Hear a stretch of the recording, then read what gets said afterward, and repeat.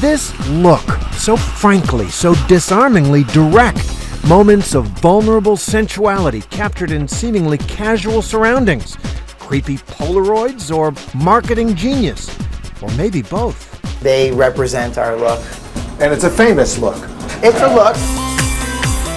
That look made Dov Charney and his company American Apparel a marketing sensation and put him at the heart of the debate in the fashion world about what might be too sexy.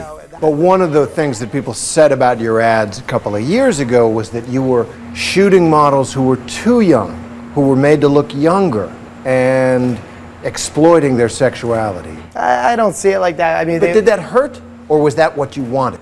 No, it hurt a little bit because it was silly. The problem is that in the real fashion world, they're taking very young girls and making them look older, and it's completely contrived.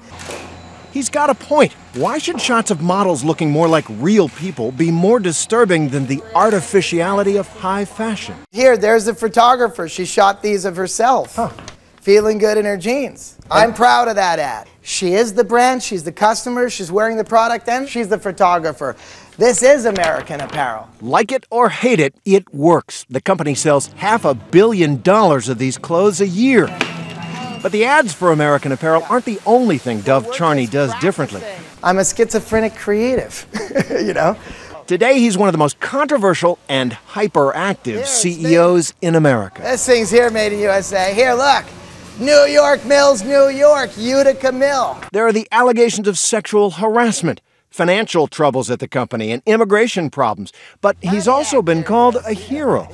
Yeah!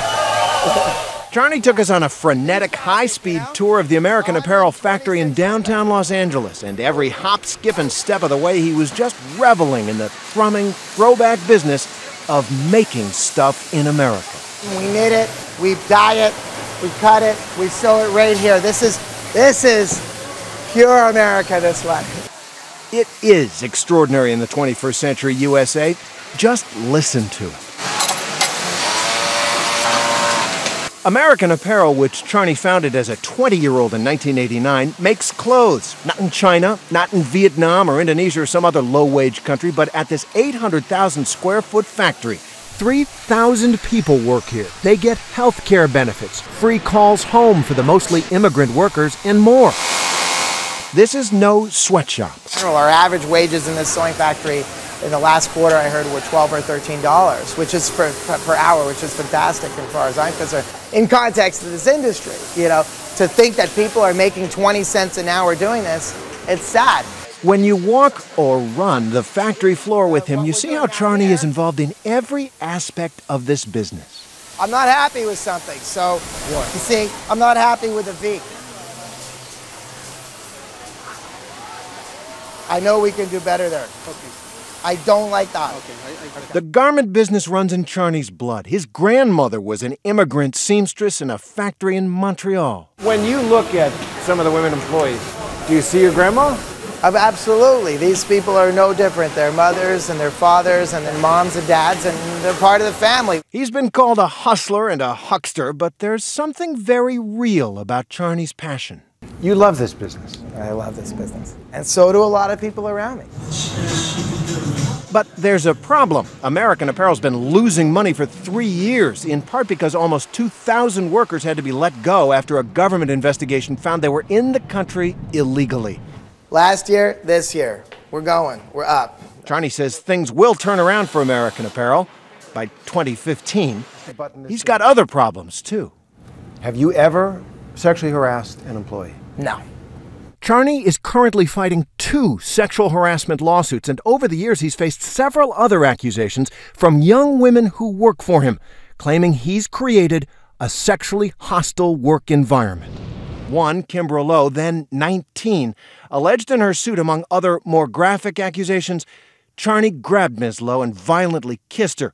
He forced her to perform various sexual acts. For all your talk of concern for workers, you've been accused of sexually harassing and exploiting workers. All of those accusations are baseless and meritless. And what has happened to high-profile people such as myself are often in the firing line of that kind of stuff. Charney has never been found by any court to have sexually harassed an employee, and he says he's never paid any money in the cases against him. But you have had relationships with employees. Very young employees. My first employee when I was 18 years old. Of course, I didn't pay her. She was my girlfriend. I mean, we used to drive teachers But I'm up talking and down the about border. 18-year-olds who work for you. Well, I mean, I don't really want to get into details of any of these lawsuits. I'll only tell you that some of the lawsuits have involved people I've never met, Right. or non-employees themselves. Here's what I want to ask you. Yeah. You're the head of this company. Right. And a dynamic head. Yeah. You have power over every person who works for you. Okay. You've had relations with some of the people who work for you.